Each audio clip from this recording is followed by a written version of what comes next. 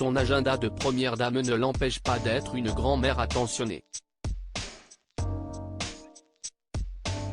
Soucieuse de profiter de ses 6 petits-enfants âgés de 7 à 16 ans, avec qui elle aime passer du temps, Brigitte Macron a instauré avec eux des rituels.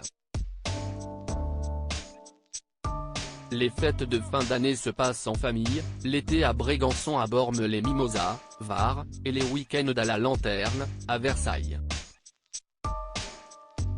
Ses enfants et petits-enfants y sont invités pour le poulet rôti du dimanche que Brigitte Macron est allée chercher à la rôtisserie du Roi à Saint-Germain-en-Laye, la commune limitrophe, rapporte Le Point.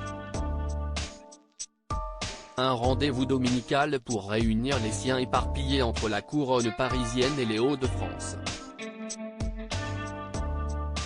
Quand l'épouse du président de la République peine à tous les retrouver, elle maintient surtout le lien en appelant, peut-on lire dans les colonnes de Gala, du 15 juin dernier.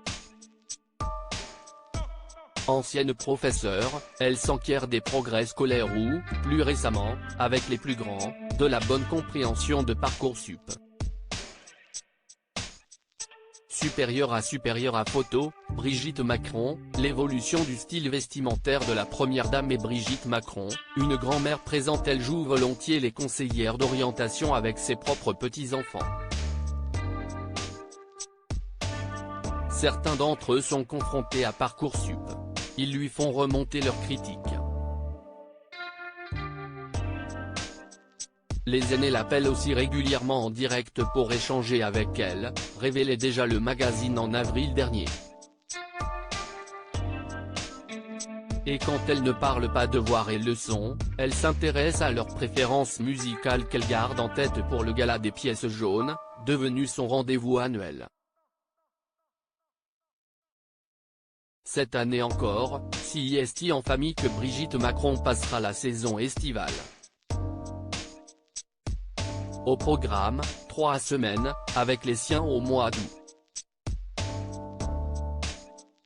À Brégançon, ses enfants Sébastien, Laurence, Tiphaine, ainsi que leurs conjoints et enfants respectifs, y sont attendus pour profiter des joies de l'été avant la rentrée.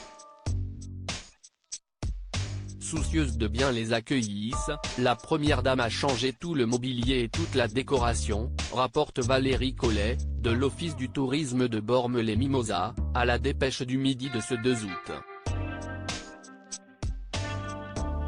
On voit qu'ils reçoivent les enfants, les petits-enfants, car les canapés sont beaucoup moins fragiles qu'avant, ça fait une maison qui vit, a-t-elle ajouté.